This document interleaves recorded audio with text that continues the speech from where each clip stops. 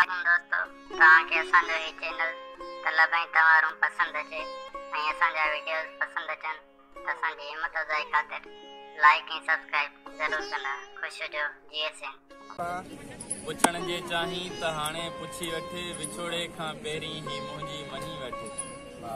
4 साल ही पूरा नज़रुनि जी ॾे वठ, अञा केसी रहंदा अजाया ही रिंगट। ही सफ़ेदा भी चवंदा, चंड तारा भी चवंदा, सवें शहर वारा ऐं सितारा भी चवंदा। छा गुज़री असां ते असांखे ख़बर आ, अवां जी मोहब्बत असांजो फ़िक्र आ। रखियो तो अजायो ही दिल पे पत्थर आ, इहो तूं हटाए हली कोन सघंदी। अकेली तूं सिंध रस्ती अची कोन सघंदी, अकेली तूं आड़ ते गॾिजी अची कोन सघंदी। तूं रोज़ भी कामन रूम जे दरवाजे ते हा पर कुछ भर पासे ते। तूं रोज़ भी कामन रूम जे दरवाजे ते हा पर कुछ भर पासे ते। मां जॾहिं भी ईंदो आं तो वटि, तूं खिलंदी ईंदी आ मूं वटि। छो खिलंदे नैण झुकाई थी, मां ॼाणा थो तूं चाहीं थी।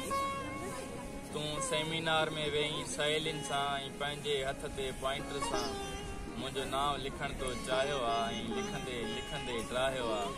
छो नाव लिखण तूं चाहीं थी, मां ॼाणा थो तूं चाहीं थी, मां ॼाणा थो तूं चाहीं थी।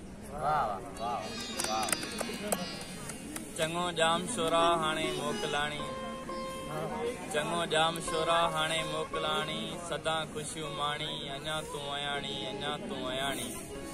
मगर तुंहिंजी छा हालत थींदी जॾहिं मुंहिंजे यादुनि जी क़यामत ईंदे।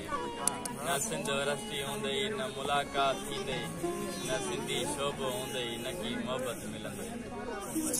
महिरबानी भाई। वाह वाह।